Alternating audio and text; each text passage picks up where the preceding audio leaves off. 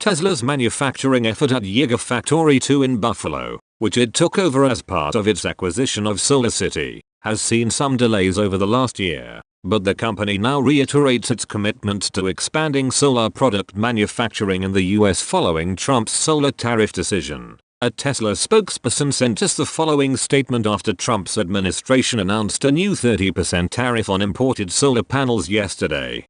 Tesla is committed to expanding its domestic manufacturing, including Gigafactory 2 in Buffalo, New York, regardless of the solar tariff decision today. Tesla partnered with Panasonic at the factory. The Japanese electronics giant has been manufacturing solar modules at the plant since this summer, but they have been using solar cells imported from their overseas factories, which means that those panels will be partly affected by the new tariff. But Panasonic was getting ready to start producing solar cells at Tesla Gigafactory 2 last month, and the first 2.5 GW of solar cells imported will not be tariffed under the new program.